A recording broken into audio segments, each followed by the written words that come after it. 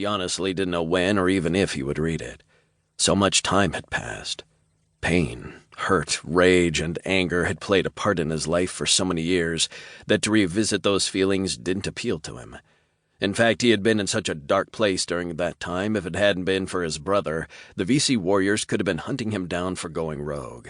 Could he go back into that place again? Damn straight he could, and he knew it.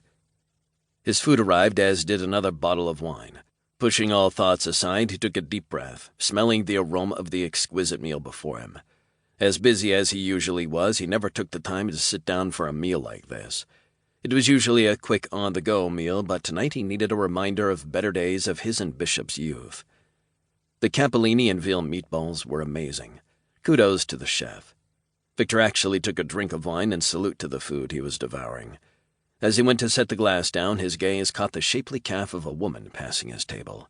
His eyes roamed up to the hem of her short black dress, to the curve of ass that made his cock stir. The visual continued to the flare of her hips and the low-cut back of her dress that exposed flawless golden skin.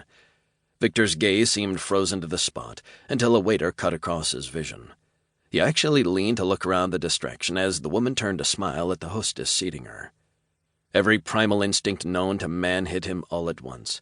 Her raven black hair was pulled up into a messy yet prim bun with feathery wisps teasing her shoulders and curve of her chin. Full sensual lips painted a sexy red spread into a smile, showing straight white teeth.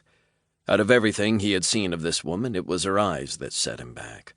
Never in his life had he seen eyes the color of sea green, lined with the longest black lashes framing their oval shape. Fuck. The words slipped out as his eyes once again roamed her body as she sat alone. Sir? The passing waiter stopped and looked at him. Breaking himself out of the trance this woman had put him in, Viktor glared up at the waiter. What? His growl was low and not pleasant. Did you need something? The waiter asked, after a brief hesitation. Viktor's eyes automatically went back to the woman.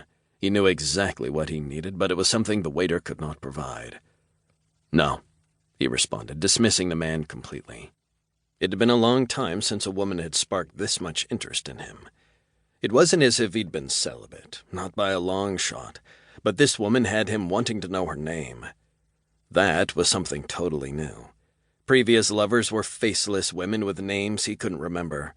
All had been more than fine with the arrangement of sex. He'd got what he wanted, and they definitely were fulfilled. Viktor made his offer of sex only non-negotiable and clear, and if he sensed any hesitation or smugness in the woman as if she could change him, he moved on quickly. Viktor watched as the woman sipped her wine, nervously glancing around. Their gaze met briefly before her beautiful eyes shifted away quickly to stare straight ahead. There were no tables between them, only air. He tuned out all noise and focused on her. Her heartbeat was rapid. There was also a slight tremble to her hand as she lifted the wine glass once again to those luscious lips. He felt his phone buzz again, but he ignored it. He also ignored the heaviness of the diary in his inside coat pocket. Instead, he remained staring at the woman, knowing he would leave with her. At least that was his plan. Just as he started to stand, a man passed him, heading her way. A snarl escaped Viktor's curled lip as the man stopped at her table. "Lacey?" the man questioned. Her eyes rose to the man, and Viktor noticed there was no recognition in her gaze, but she did give the man a half-smile. "Yes, you must be Brett." Her voice was smooth, with a hint of southern twang. Viktor frowned as the man pulled out a chair across from her and sat down, ruining Viktor's plans for the evening with the beautiful stranger he now had a name for. Lacey fit her perfectly. He continued to listen to their conversation and plot his next move, to remove Lacey from this asshole's company. Lacey was so nervous she almost downed a whole glass of wine in one swallow. Embarrassed, she quickly put the glass down and took a deep breath. She had never done anything like this before. Meeting a stranger online, talking for weeks, then agreeing to a date. Yeah, that was something that was far from what the old Lacey would do. But this was the new Lacey.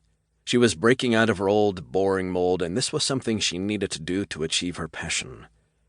The candlelight from the table setting flickered playfully, pulling her gaze toward it. She then looked out the window to the night skyline and sighed. Prima Vista was beautiful and one of the top-rated restaurants in the Cincinnati area.